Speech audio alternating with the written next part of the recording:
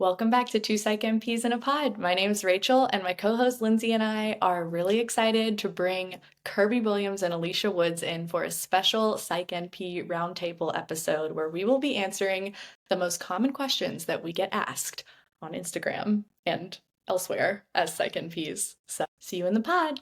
Yay! It's our so Yes. I'm so excited to welcome Kirby Williams and Alysha Woods, two of my Psych NP heroes, to the podcast today. And before we start the Psych NP Roundtable with some of the most common questions that we get asked on Instagram and email and in person, I am going to have Alysha and Kirby introduce themselves. So let's start with Alysha. Tell us where you are in the world. Tell us your Enneagram, because we know I'm obsessed with personality tests and I made Yeah. you figure that out. And yeah, tell us how long you've been a Psych NP. Oh, sure. Okay. So I am born and raised in Los Angeles, California, and I just did my Enneagram for this because you told me we were going to talk about it, and I was like, oh, whoa, pretty accurate. So I'm a 2, which was like incredibly creepily accurate when I read it. And then I've been a Psych NP for 5 years, and I have worked in a lot of different areas, mostly child and adolescent psych. And I own my own practice, and I teach others NPs how to start practices too. So I have a little bit of online course and content work, and then a little bit of private practice work. And I teach a little bit. Yes, I actually took your course on private practice building and loved it. So, and that's how I found Alysha on Instagram. So, Yay! you're I'm so here. glad. And Kirby Williams. Yes, Tell I us am here.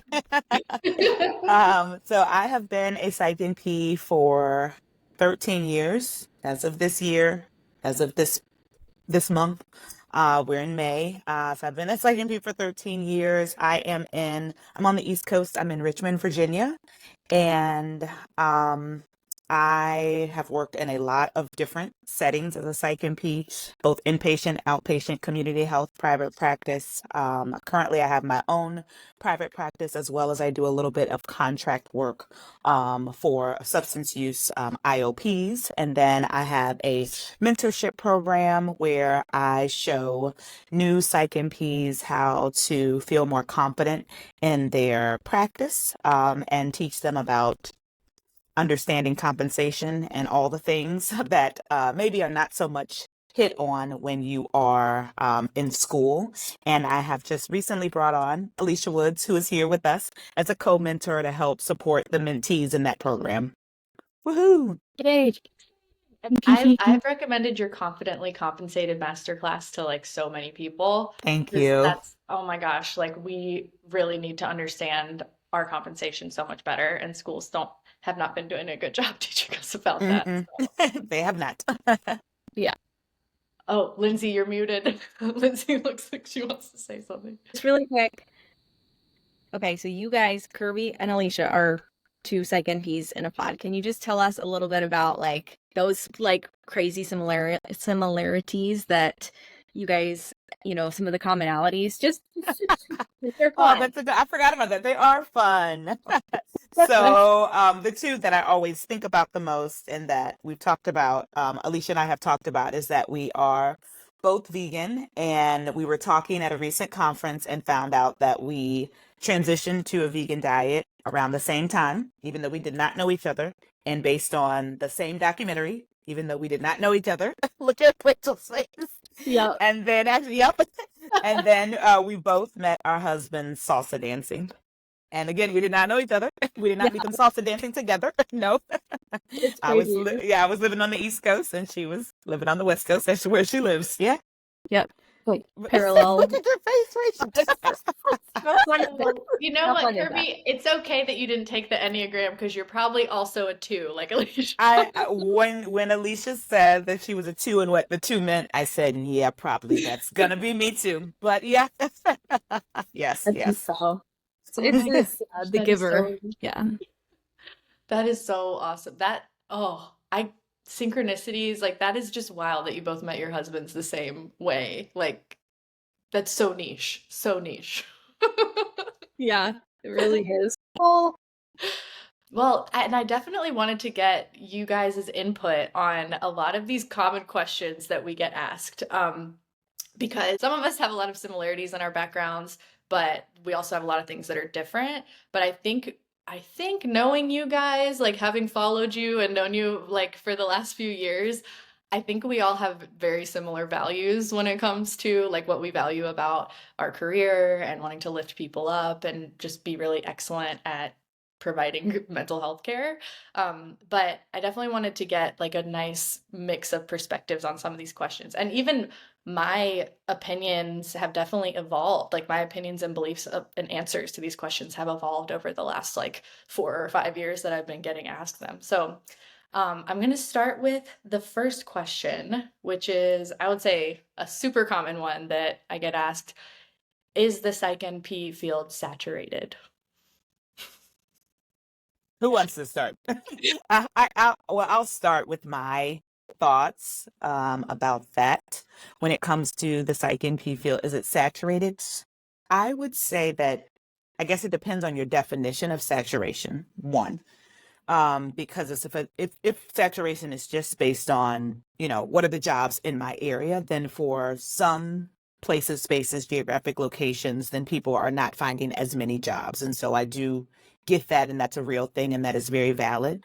If they're saying, I don't think it's saturated in the sense of there's not a need for those types of services, for Psych NP services to help expand care, accessible care for patients who need it in actually really all the states.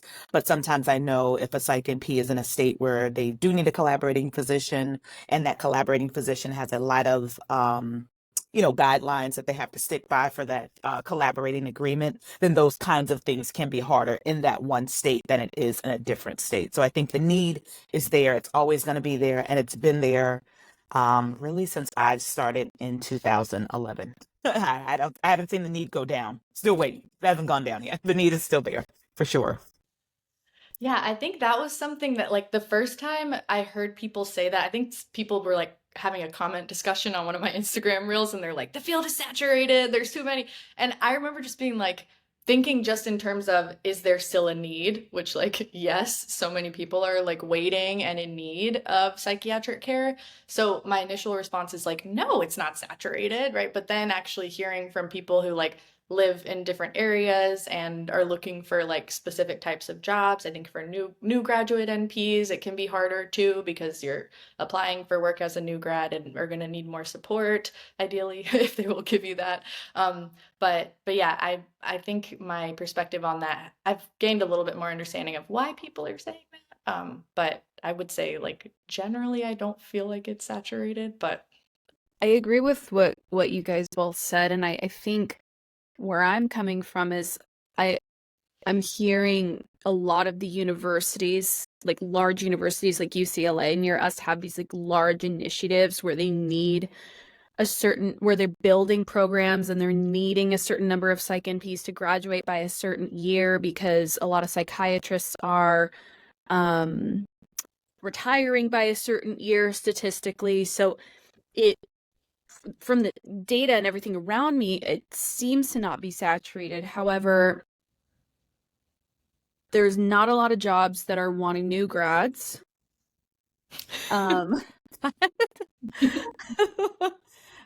Which is thumbs down. And Zoom gave thumbs up. But yeah, so a lot of jobs are not new grad friendly, and then a lot of jobs are not giving new grads a wage that's even remotely okay to give a psych NP. And so it's kind of, I think, this battling feeling of like, there's going to be so many jobs, but there's not jobs that anybody wants. And, it's like, it's just this really strange thing. And I feel like any psych NP that has experience gets job offers like all the time. I'm sure, all of us, like I'm sure get job offers all the time. And so then we feel like it's not saturated, but new grads feel like it is. And then people going into school are hearing the fears of the new grads. And so it's kind of a messy situation. And I think that's why we get questions like this, because it's really a really nuanced answer, like Rachel had mentioned when we were talking about this before.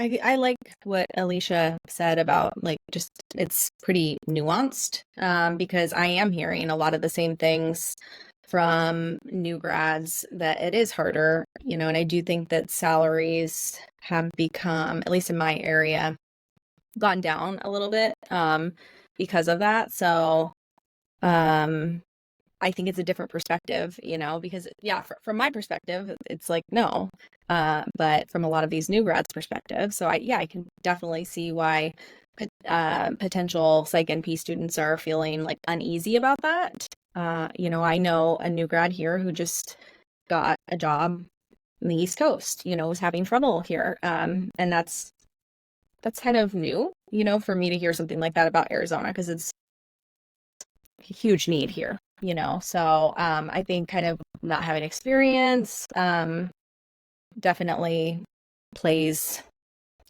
a role. So Yeah, and I think as a new grad too, I mean, I remember feeling this way where I was like, I want a job, but I don't want to work just anywhere, because I had already experienced like the abusive workplaces of like being a psych nurse, and I was like, I'm going to be so careful about where I work. So, I think, yeah, it can be scary when you're new, you're wanting to get support and you're not sure like how you're going to get it, or if they're being honest when they're saying, yeah, you're going to have all this support, right? Because we kind of know that a lot of times that's not the case. So, yeah, it's definitely a very nuanced question, but basically our answers are yes and no. Yes, yes, yes and no. Okay. But I think there's still just kind of, I mean, not that everybody's trying to move, from coast to coast. And I get that. But there's still options, and there are options here. I mean, like I said, it is so nuanced because I do know Psych NP's new grad who's it's taken like 18 months to find a job. And then I know several people who graduated in this year, who already have a job and have a supportive job and have a job that is not a low ball. And so, like I said, it just really depends. And that's why I push and talk till I'm blue in the face. And I know it's annoying and people are like, oh, that's stupid. But about networking, because that's the way in which these persons, I'm thinking about 3 new grads specifically, have found their job, and they haven't even taken the test yet. And so, that's just one of the things about it. Yeah, it's going to be harder, but if they're maybe putting in some, energy work into networking as best to your ability, then I think that definitely does help the process, or could be helpful to the process. yeah, I think that's great feedback, Kirby. And I definitely wouldn't let that idea of like market saturation be a reason why somebody doesn't pursue becoming a Psych NP if that's something that they're passionate about, because like you're saying, there are opportunities out there. There's such a need for mental health services. And I think providing services like you provide in terms of helping people be more effective in negotiating and how they interview and things like that, that's really important too. If they're not hearing back on a job, or, it's nice to look at like, am I being effective here? Because it's hard to know what you don't know. So I wish I would have had Kirby on speed dial when I was looking at my first jobs as a psych Aw, NP. thanks.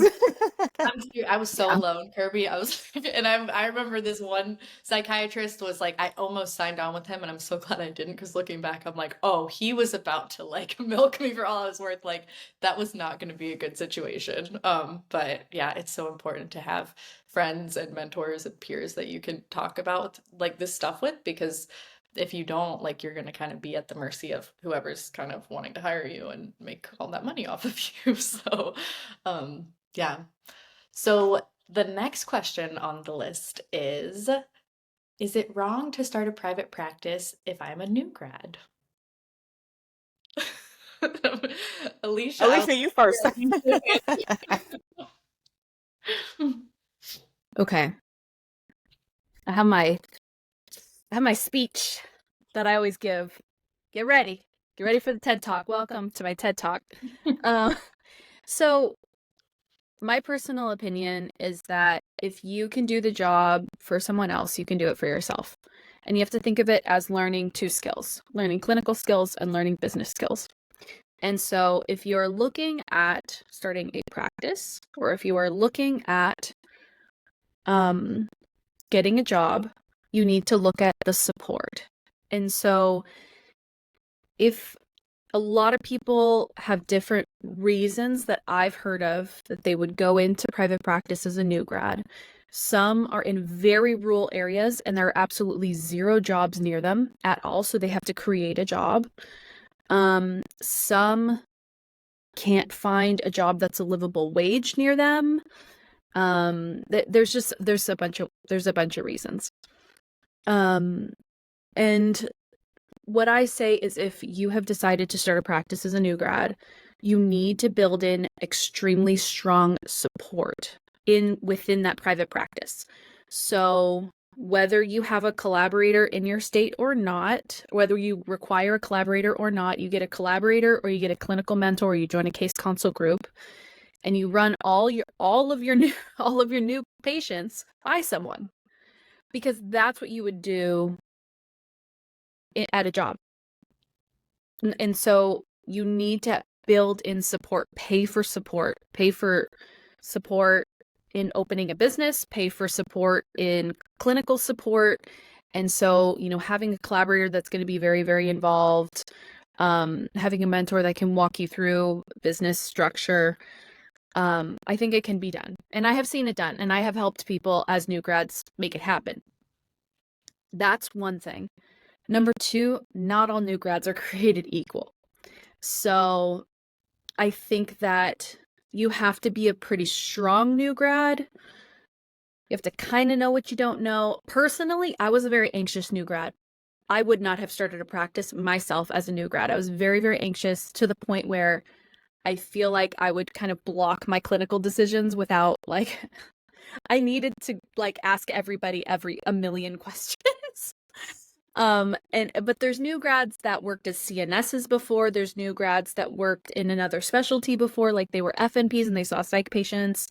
There's people that are just I had a lot of psych experience, but I was very anxious. Maybe there's someone that has a lot of psych experience and they're just less anxious than I was, and a little bit more clear-headed. And, when they would be able to define their question that they had for a mentor and then ask it. And then, so I think you have to be a pretty solid new grad and pretty solid in your skills and your background, and have a lot of support. So long story short, I think it can be done, but I think it has to be done carefully.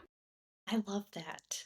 I love how you just broke that down. There's the clinical skills, there's the business skills, and then having the built-in support and investing in that built-in support. Because what you said when you were what you would do at a job is you would run cases by someone. And that's if you have a great job with great support, that is what you would do. But I would say a lot of people that get their first Psych NP jobs and are working for someone else, Yes. they would like to run their cases by someone, but there isn't someone there, or they're not there very much, or they're kind of hard to get in touch with. Yeah. So yeah. I've had some people in my mentorship group say that, their private practices, they've built in more support than their friend who doesn't know who their collaborator is and has to see 30 patients a day by themselves, and they're just panicking.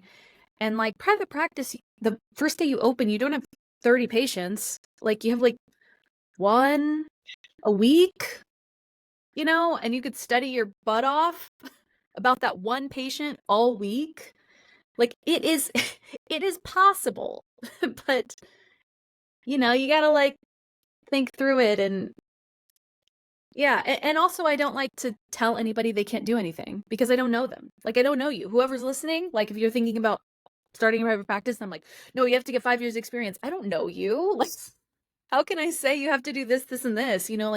It's possible. You gotta work with what you got and get support. But yeah, that's a long answer. No, it's a good answer. It's a good answer. It's a you're really the private practice mentor, so I really wanted to hear what you had to say. it's a good answer. And I just to kind of piggyback on what Alysha said, I would also say that it's really that knowing what you don't know and being really kind of firm in what you don't know. If you feel very strong in that, okay, I really feel really strong about, MD, even if MDD and anxiety, if that is what you're strong in and you feel like that is what you can treat super optimally as a new grad, and those are the two things, that is fine. Then that is all you will take. Yeah. And that's okay. It's not like, oh, no one's gonna come to you. No, they're people. I can sing you some, actually. And the job might make you see everybody, but a private practice, you can say, I'm only taking depression and anxiety patients. Like, I don't know. Yeah, that actually, yeah, as you guys are saying that, I'm like, oh my gosh, it actually is like when you do go to one of those jobs that's seeing like 30 patients a day and it's like back to back, you do end up seeing the most acute, the least experienced people, and therapists talk about this too, like the least experienced therapist or psych NP, and a lot of time ends up seeing the most acute patients. And so like they need the support, but it's not built in at a lot of places. But that's such a good point. If you start your own private practice, then you know like where your strengths are and you can really develop those, and with support you can then start to branch out. So I mean, you could make a case that it's like better to start a private practice as a new grad if you have the support, you know? Yeah, I definitely think it's a matter of perspective. And I think that there are pros and cons to both options. I think it's very personal. And so, and we all kind of talk from our own lens of experience as well. You know, I'm kind of like Alysha in the sense of like, I would not have done well in private practice as a new grad. I shouldn't say that, but it would have been really challenging for me because I didn't have a lot of psychiatric nursing experience. I didn't have this confidence that some new grads have. You know, some new grads have been even FNPs and they're used to kind of that role. And that transition for me was like massive. So to have to think about, I would not have had the mental space to do that. But I will say I meet with a lot of Psych NPs, new grads and students regularly. And I find myself more and more being like, looking at their situations and going, I can see why thinking about private practice for you makes sense, because some of the options that they have, you know, it's not really, they're not getting a lot of support out of these options. And it's just like a financial benefit to these employers. And so it's like, yeah, you really have to think about the pros and the cons, I think, and the practical. I really had to use my wise mind as a new grad. And I actually took a job and then I ended up turning it down because it was like not sitting right in my gut. So, and it was a matter of support for me. I was like, that's your priority. That's what you said is your priority. It's number one, you know? And there's new ways to get that support now. But I think, yeah, structured support, structured mentorship is key to have somebody to bounce ideas off of and, you know, really take a look at kind of your medical decision making. And for that reassurance, I needed that I was being safe too. And you brought up not having become a psychiatric nurse practitioner without having been a psychiatric nurse first. And that's one of the common questions that we all get. I think, pretty sure we all get that question a lot. And this is actually something that my opinion has evolved on in over the years. And so I know me and Alysha both had psychiatric nursing experience. I think we had we had very similar like nursing backgrounds. But I know Kirby and Lindsay, you guys did not have psychiatric nursing experience prior to becoming psych NPs. So I'd love to hear y'all's answers first, and then maybe me and Alysha can chime in. So the question is, do I have to have psych experience to become a psych NP, or should I have psych nursing experience to become a psych NP? You know, I think it's going to be to your benefit if you have experience in psychiatric nursing. Also, I think more and more programs are really wanting that. But I wouldn't say it's black and white. Obviously, I think Kirby and I are excellent clinically. And, you know, I feel like it really even pushed me that much more to go like, no, I need to take this very seriously, get the most out of my experience, ask for feedback from every preceptor I had. Like I took it very, very seriously. My schooling, my education, my continuing ed, I still do. So I don't think that like you have to. I think that there are challenges you're going to have if you don't have that psychiatric nursing experience. And I did hear some hard things when I just made that decision. And there was reasons for me making that decision, and I don't regret it. And I did have challenges. I did have challenges that I probably wouldn't have faced as severely if I had more of that confidence and more exposure, more experience. But I made the choice that I felt was right for me again, using my DBT kind of wise mind, what's my priority here? And I don't regret it at all. So definitely not black and white. Curious what you like, what challenges you had or what learning curve you experienced that you think you wouldn't have had, like if you had been a psychiatric nurse. I just felt so like out of my depth. Like I just felt like a deer in headlights. And I remember there was a psychiatric nurse at my first job, and he came to me about something that wasn't that difficult. It was like an adverse reaction from Lamictal, and I was just like panicked. I was like, what do the other psych NPs tell you to do? And I think just having more confidence to not feel like such an imposter, to not feel because I do think that affects rapport. When clients can sense that you are confident. And so, yeah, I think that was definitely challenging. Just my confidence, my anxiety, feeling like it was just, I had to commit so many hours, especially with the acuity of clients I was working with. I just worked so much. I didn't have the best work-life balance. And so those were probably some of the challenges where, yeah, I don't know. Does that answer your question?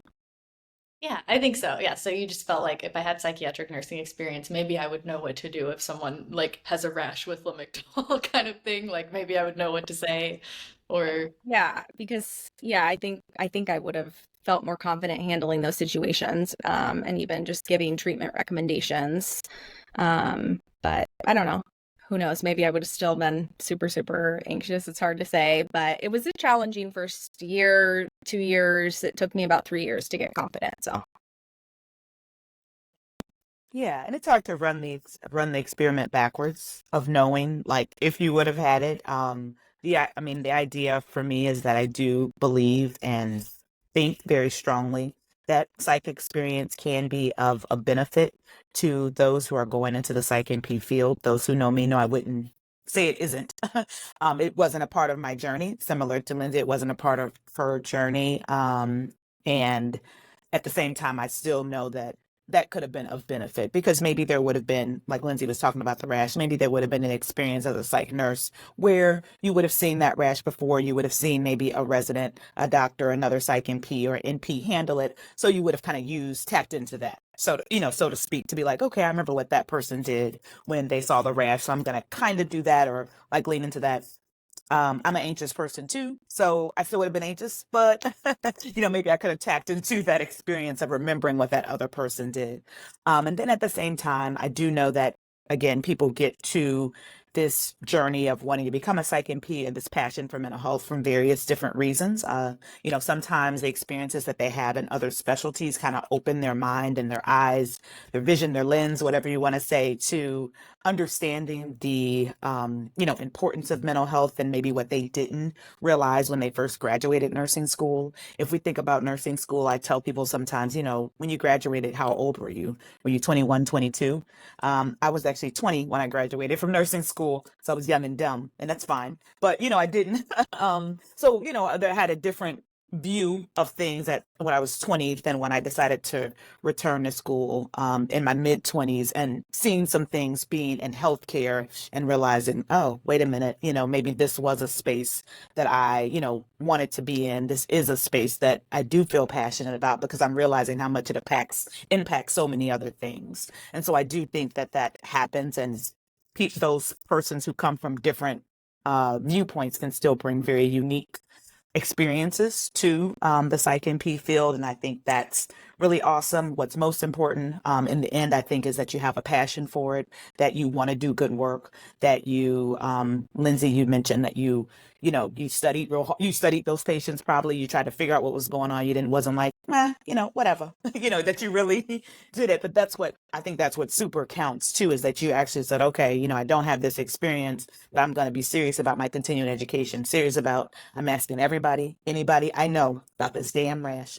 whatever it is, whatever it is, I'm going to ask people about it. I'm going to learn, get everything I can out of my precepting experiences, which I did as well. I did extra hours at my precepting experiences, actually.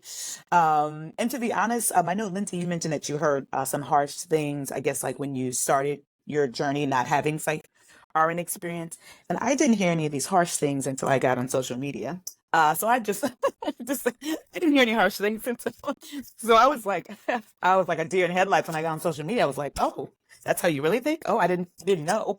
And I just didn't, and maybe sure it's naivete, or I'd mentioned something, Lindsay, on one of your posts before that, where I worked here, those who were like managing most of the psych patients who were nurse practitioners were actually family nurse practitioners and ANPs who had all had medical experience, first, and then they had been gotten over to psych and stayed there, felt passionate about it. So when I came in, they were like, "Oh, okay, cool. Kirby's here. Okay, we know how this goes." So I never got any like flack, we'll say, or any kind of negative feedback in that way. And they supported me, and all the nurses on the unit loved the FNPs and ANPs. I came in as a new psych NP. They were like, "Who is she? We don't care. Give me that FNP back." So I was like, "Damn, never mind." So that, that those are just the difference in the experiences. But I've been a Psych NP for now 13 years, and I wouldn't change it for the world. I've been a Psych NP now longer than I've been an RN. Actually double the time and a little bit more. And I think the only thing that would have changed is if I had Psych RN experience, I probably would have been a Psych RN and then a Psych NP and never been anything else because I'm here now and I'm sticking.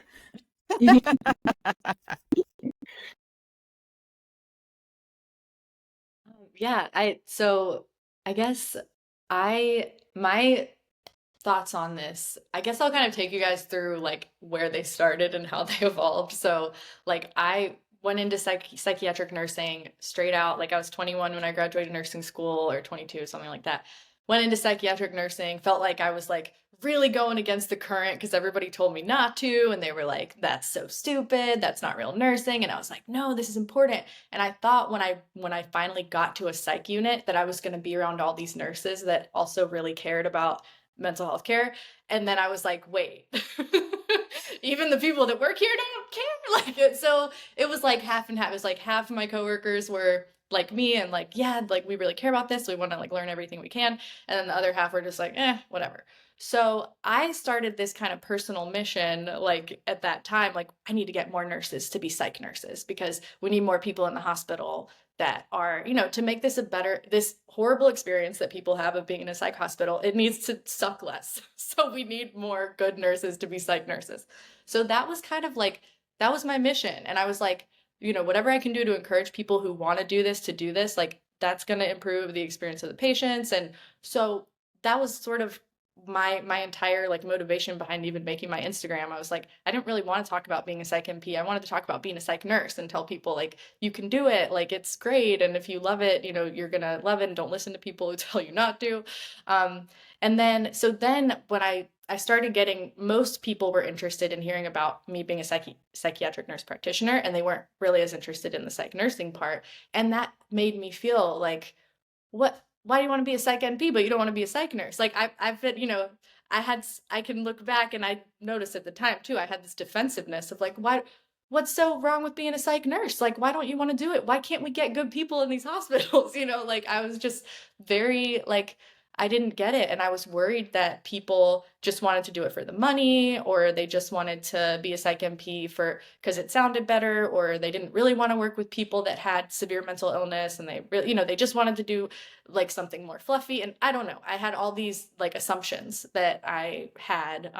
And I knew that didn't apply to everyone, but I started to have that worry, like, is this becoming like a trend and people that don't really care are doing it? And like, so I came from kind of that background. And then also people would say things like, well, psych is everywhere. Psych is in every floor, anywhere you work, psych is there. And that always really bugged me too, because I felt like it really minimized like what you do experience working like really intimately with psychiatric patients for a long time. And I felt like it was akin to me saying like, oh, I can deliver babies because pregnant women are everywhere. And I used to work on a perinatal psych unit, so I'm going to be a midwife now. It's like, I would never say that. And I found myself getting really defensive, feeling like when people would say, oh, psych is everywhere, so like, it doesn't matter if we work in psych. So yeah, I was kind of in that whole whirlwind. And then even though objectively I knew that many psych NPs that I knew and had seen practice didn't have psych experience and were so good at their jobs, like there were plenty of psych NPs already that I had witnessed that I was like, wow, she's really good at what she does. Can't believe she doesn't have psych experience. It was kind of like some cognitive dissonance. I was like, okay, well, I know it's possible, but I just wasn't like, it took me a bit to really, basically, it took me meeting more and more psychiatric nurse practitioners that were really great at what they did and really passionate and really cared, like as much as I care, and didn't have the same background as me, and it was just like in the beginning, I felt like I couldn't comprehend how someone could possibly like go into this field without having that foundation, in the same way that I think sometimes nurses that have a ton of medical experience, they like, I've seen people comment or say like, well, if you've never worked in med surg, then how are you going to know what to do if like your patient's EKG is abnormal, or you're not going to know how to handle it because you never worked in medical, but it's like, I think for a lot of us, we know what our experience is and how our personal experience helps us, but we can't see that, like how a totally different experience can also lend itself really well to the same role. So that's something that has been like really eye-opening for me, just meeting more people, hearing about everyone's diverse backgrounds, so many niche areas that people work in and really excel in because of their specific background. Like I had a classmate who was an oncology nurse, never was a psych nurse, but then she went into psycho-oncology, like psychiatric care for oncology patients, and that's perfect, like that she knows that population way better than I would, So just there's so many examples like that of people who just use their experience, whatever that is, to really serve the patients that they care about, and they're really, really good at it. So it really, yeah, I'm really glad that I was able to have that like cognitive flexibility, and like go through that process, because what I ended up deciding, I mean, I guess where I currently am in this evolution is, what's more important than whatever experience you had before is being conscientious and diligent, being psychologically minded, which to me means being able to be insightful about your own reactions to things and having like an above average attunement or understanding of people, So someone being psychologically minded, conscientious, and thoughtful, those three things are more important than anything else, in my opinion, when you're thinking about what makes like a good psychiatric nurse practitioner. So that's my evolution. Mine was very similar to yours. I'm trying to think of what I can add. Honestly, I feel like it was an interesting evolution for me, because like I think my psych experience helped me so much. And I talked about being a nervous new grad, but like I was an incredibly anxious new grad, but looking back on it, like I was very well studied, I was really smart, I was really caring, like I did a lot. I always jumped in and took the hard patients, like even as a new psych NP. And so I'm really thankful for my psych background. And there was this interesting sentiment just like within my arena of people I knew that like, oh, everyone's just going back to psych to make money, And so originally I kind of had this like, maybe people are trying to kind of skip over things to make money. But when I really looked around me in my class, it was a class of 7, and there was kind of everything represented. There was like psych NPs that didn't have psych experience that were like really caring and really knowledgeable and studied a ton and learned, everything. Like they were incredible psych NPs. And then there was people that had 20 years psych nursing experience, but most of it was in management, and they didn't really, you could tell in clinical, they weren't really like that good with patients. And of course you can get better, and maybe that's a little bit judgmental, but and then there was someone in my class too that was just kind of really focused on like, how much money are we going to make? And then I remember there was a comment in one of our classes where he was like, we were talking about therapy in one of the lectures, and he raised his hand. He goes, why are we talking about this? This isn't like our job. Like we just prescribe medicine, right? And we were like halfway through our program, and he didn't have psych experience. And so someone could be like, oh, he doesn't have psych experience, or, whatever. But like, it's just the individual. Like it just goes to say like, it's just the person. Like you can have any person be any way, I think.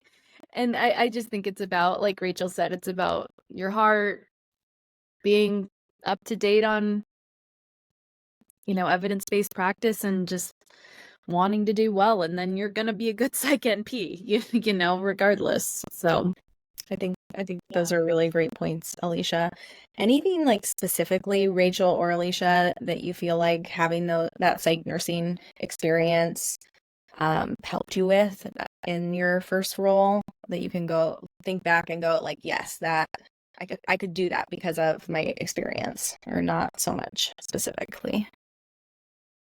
yeah, I remember I noticed this in some peers that didn't have psych experience. Some peers, not all, some, and then some new therapists. I really knew when someone should be hospitalized, and then they didn't because they hadn't worked inpatient. So like they didn't, like, right away. I could kind of sniff it out, and then I feel like they more would think someone needed to be hospitalized, but they didn't. Like they would be suicidal, but not with an intent or plan. But just because they said they were suicidal, they were like, they need to go to hospital. Just because they hadn't seen how sick people actually are in the hospital. I think that was the main thing. Okay, that point is like perfect to why I liked working in like a group practice, because I didn't know those things. And I think it would have been very challenging and isolating and scary for me to try to navigate, what qualifies somebody for needing to go inpatient, and things like that. So yeah, that's a great, like a very valuable skill that you need. And if you haven't been in those situations, yeah, it's very hard to know how to navigate. And that's also why I'm not like, oh, you need psych experience, because like you could consult a colleague about that. Like that is a consultable thing. Like you'll be okay if you don't have that down, Absolutely. Yeah, I think that, like, I call it like my psych nurse spidey sense, where it's like I just, certain patients, I would just be like, okay, like I know what this is, I know what question to ask here. Or I think that definitely showed up for me in two areas. One was with OCD. So because of my experience inpatient, I saw so many presentations of really severe OCD and how it could manifest, in ways that we wouldn't necessarily think is OCD. But there were definitely many times that I was like, okay, this is an intrusive thought, like, and was able to give an accurate diagnosis to someone with OCD instead of kind of going down a rabbit hole of, oh, you're having like thoughts about self-harm. I kind of knew the questions to ask, like, are they ego syntonic? Are they ego dystonic? So OCD was a big one that I felt like, okay, I'm really glad I had that context. And then another one, I think just working with personality disorders. And I think I had a better understanding of the differences between like borderline personality disorder and bipolar disorder, and being able to kind of use my spidey senses to tell that too. Obviously, I think though it's important that, you don't want to be, I wanted to make sure I wasn't being overly confident either, like, oh, I have a feeling that this patient is this, right? We still want to be like using objective information, but I think it did help me in those situations. But yeah, it's hard to say what I would have struggled with, like, had I not been a psych nurse before. But I think those are kind of some trickier scenarios that I probably would have had trouble with. Yeah, So. that's good. And I really like how Alysha mentioned too, like even thinking about sending a patient inpatient. Yeah, that sounds weird, but that's a consultable situation. I think that's something where my thinking has evolved, because even like my sister is a psych NP starting out in telepsych, I kind of felt like that same feeling of like, oh, well, I was in person and I was like seeing higher acuity clients, and almost like put your time in. And I don't think that that's like the great way to be, but I think she was really smart. I was like jealous in some ways of her setup, because she sought out mentorship and had a really great work-life balance, and was pretty skillful in terms of like that first role and how it looked for her. And so yeah, my thoughts on it are constantly evolving, I would say. You know what I mean? it's hard to really just give these black and white statements of like, no, you should never do that, or yes, you're, like Alysha's saying, it's like it's the person too. And It's really hard to answer the question when someone, especially a stranger, who's asking you, is like someone you're like, I have no clue anything sure. about your life. For sure.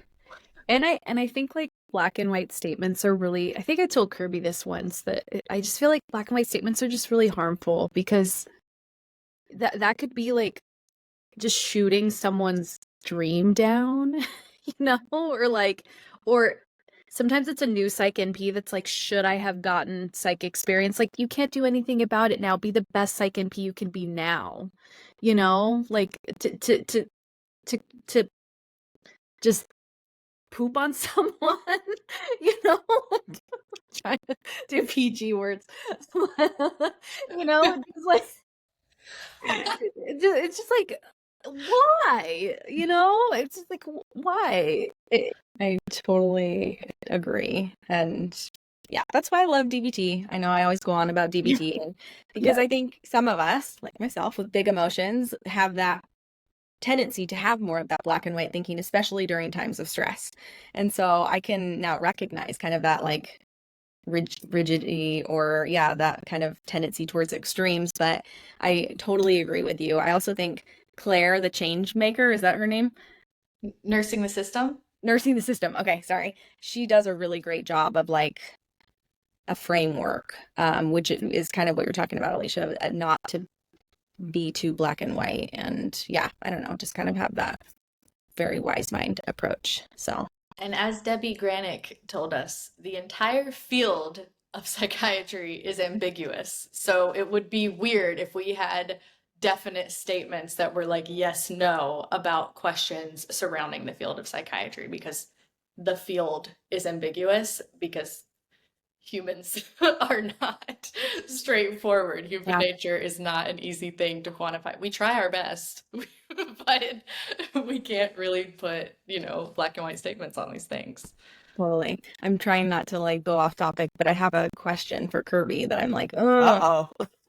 Go ahead.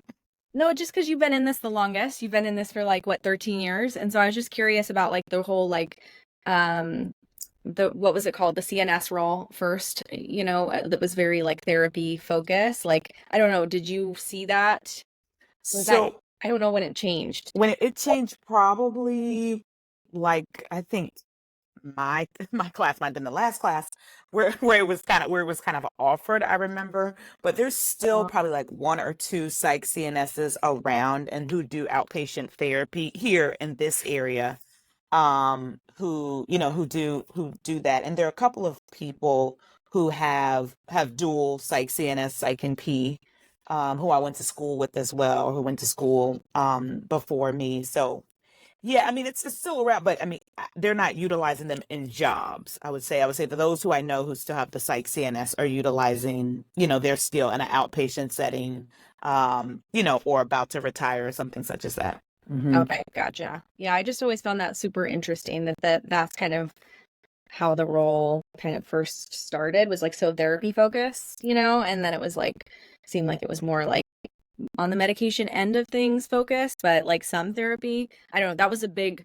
topic of discussion throughout my program, and an ambiguous topic, I think, that is hard for people. So I was just curious. Yeah. But anyway, thank you.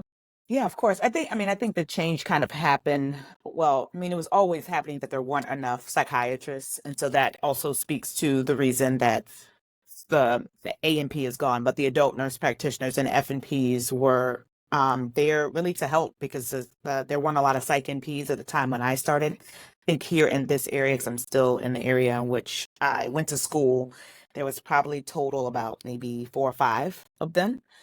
So everybody precepted with the same ones.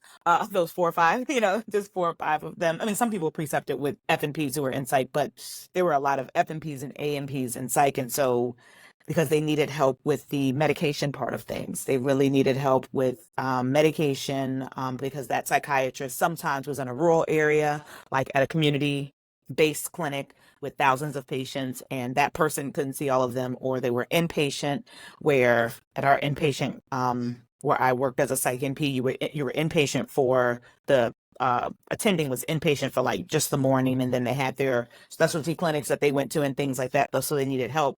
Residents were there, but they had a lot of like education requirements that they had to do, so they, asked for help from, FNPs and ANPs because they were like, we don't have anyone.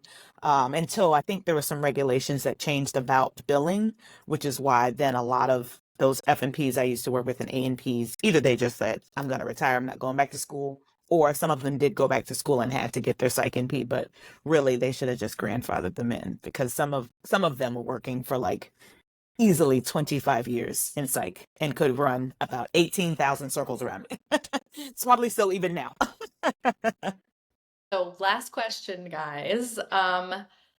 Often get asked, why do people charge to be preceptors?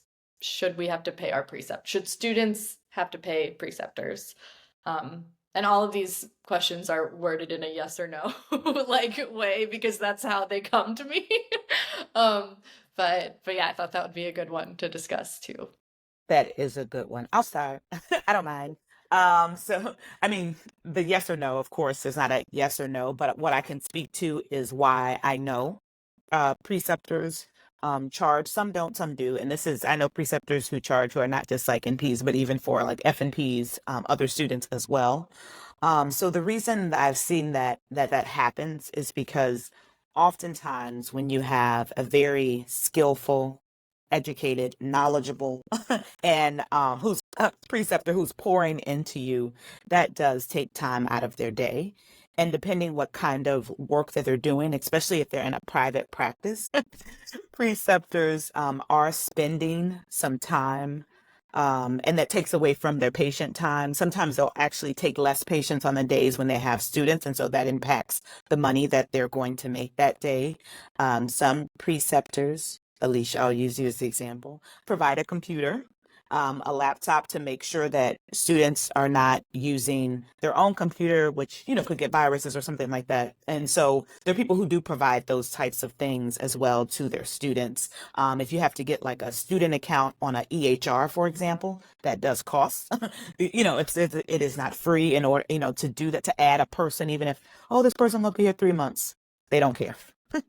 They're still charging whatever that fee is. So, the person in private practice has to incur that cost. And so typically they're then giving that cost to the student. And I know that doesn't always feel the greatest, but I think that's just some of the practical things in the matter that happen there. Yeah, so I didn't charge for precepting for a while. And I just recently started charging because I was having, I was really struggling with it because of all the mean things people say online about preceptors that charge.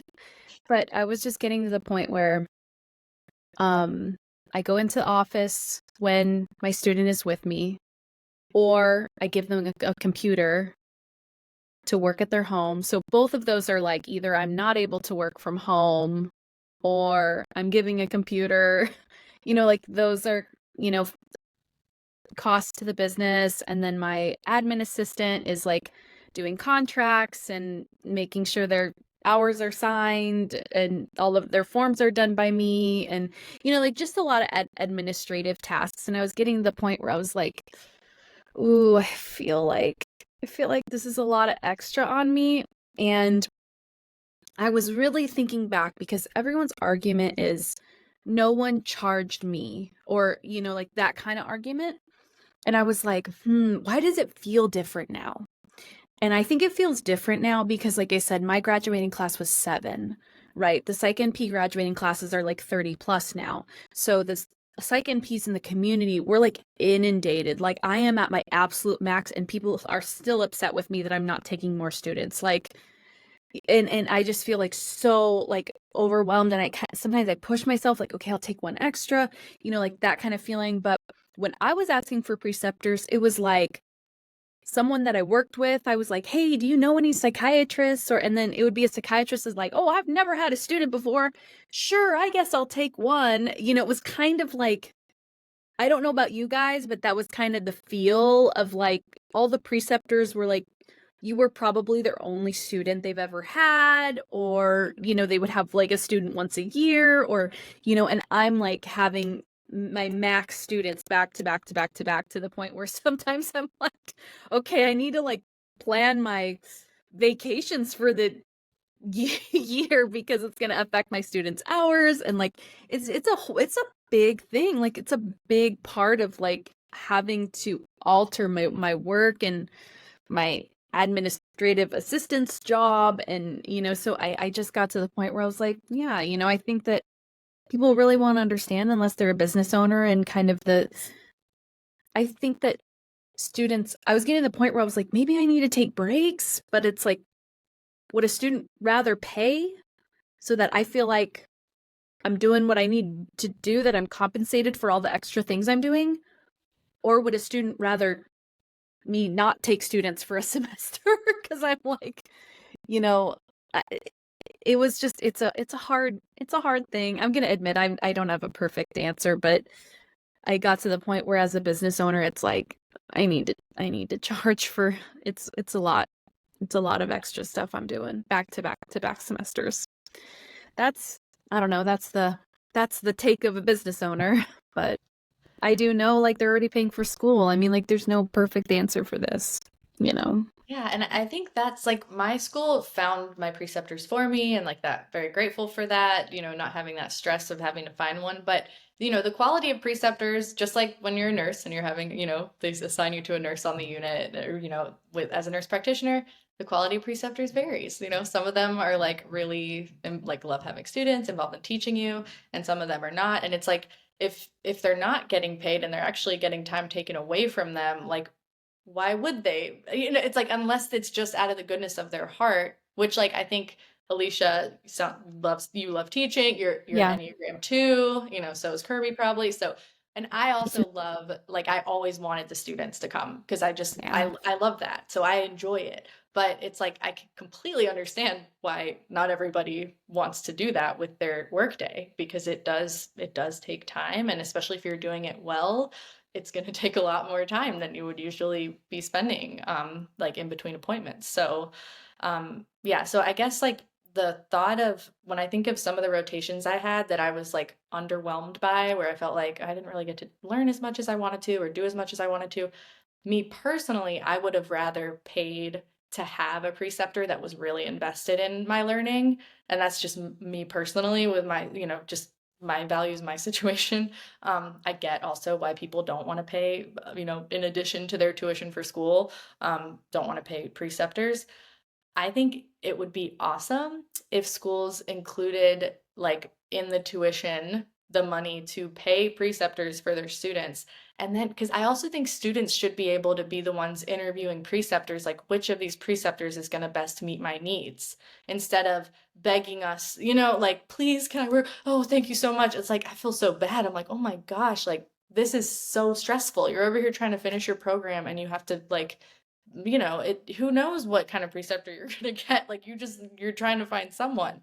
So I don't know. I think it would be ideal if schools would take that over and include that in their fees or something, and then it's part of what they offer their students, and then students can actually choose the preceptors that align with their interests and stuff. So I was actually going to say that, like, I'm a little bit annoyed that schools put it on us, that they put like the ethical dilemma on us, that they put like the stress on the student, like, I really think that it's unfair. I've had several experiences with schools doing contracts with them, and one of them, I was asking me to do a contract with them, even though like there wasn't a student. They were just like, we just want an ongoing contract with you so that we can give your info out to students. And I was like, okay, I guess. But then in their contract, they said, you're not allowed to charge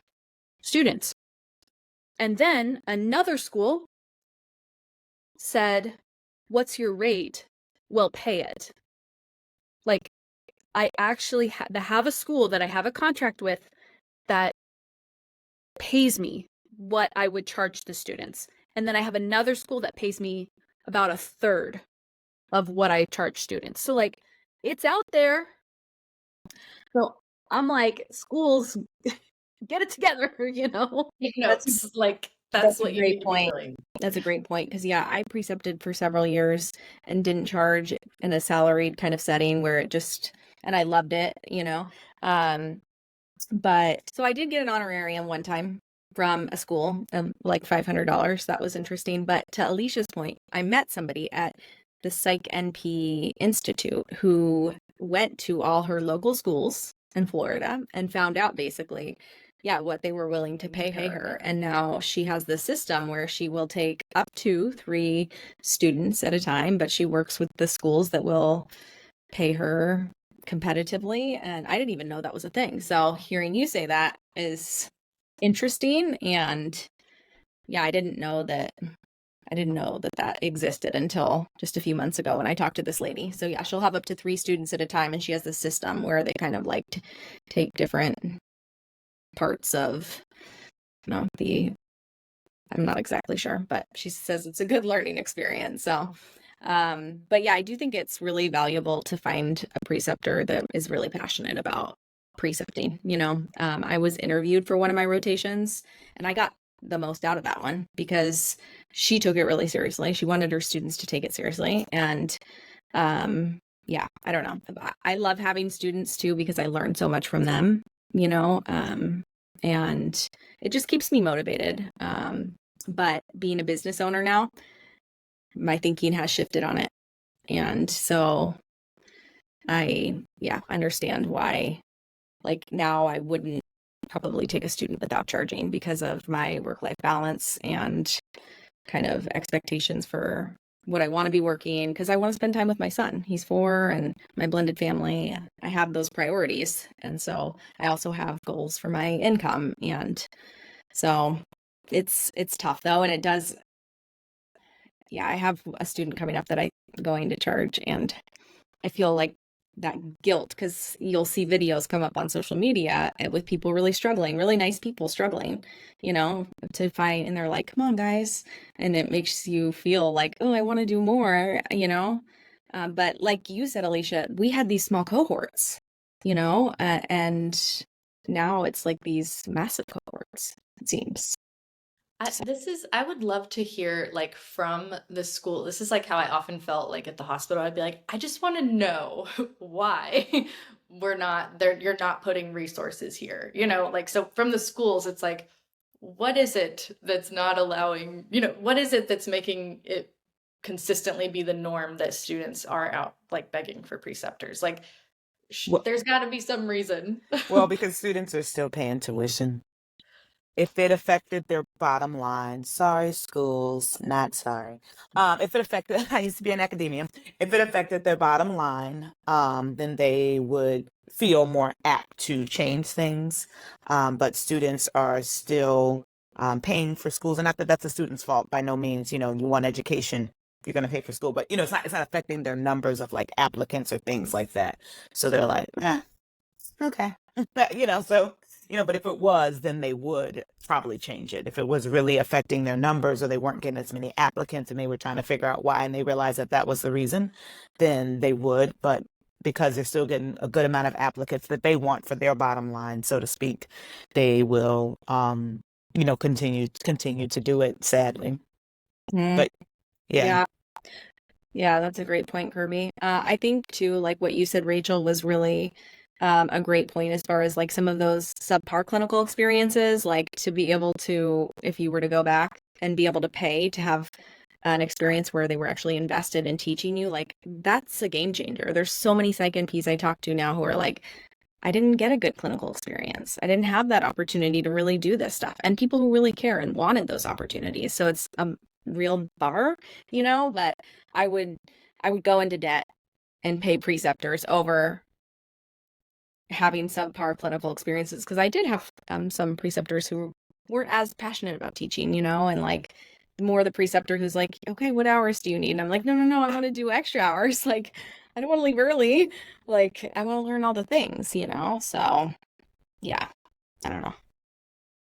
I mean, I do love working with students because like Alysha was saying, like I do learn from that, or maybe Lindsay, whatever. We learn from the students, with all the different backgrounds people come from. Like my most recent student was a 911 dispatcher before becoming a nurse. And that like her insight about everything that goes on was so eye-opening. Like, and yeah, she also just had the, like some people are just very naturally warm, like emotionally warm, really good at like, interpersonal interactions. Like those are really important qualities for a psychiatric nurse practitioner too. And like she just had it. So it was like genuinely like when she stopped coming, like when she's graduated now. Congratulations, Alex. But yeah, when she's, I'm like, I miss her. Like I want her to come back. So, it can be a really positive experience having a student. Yeah, it can add a lot, I felt happier too when I had a great student, but it wasn't affecting my income at that time because I was salaried and I didn't have no shows and I did have time and, we could go get lunch and it was just like a different setup than it is now. So those are all the questions I had. I don't know if you guys had any other things that come up, or did we cover the most common ones? Those are probably the most common that come up, and I think we all answered them yes and no. It depends. Basically, it depends. Well, thank you guys so much. I wish we could this is like group therapy for me. Like I wish we could do this all the time. So thank you guys for taking the time. I know how busy you guys both are, and it means a lot to us that you took the time to answer some of these questions because people want to know these things and they're asking. And I think in this format, even like at Psych Congress and NP Institute, I loved how they did that at the end with like the 4 providers up there and just kind of like talking and discussing. I learned so much because I was like, oh, it's cool about their different perspectives. So we really appreciate it. Well, find you guys on social media. So you can find me at your PMHNP mentor on IG. I'm also on that clock app, but I don't really post on there. So find me on IG. And you guys can find me on IG, TikTok, and YouTube at Rooted PMHNP Mentorship. Thanks for having us. This was wonderful. Thank you. I'm so happy to come back. You guys always have my time, and this was wonderful. All right, guys. So thank you so much. I appreciate it being here. Let's do it again. Let's do it on IG. Let's do it anywhere. I'm good. Yes. Awesome. Okay, thanks, guys. Have a good one. Bye.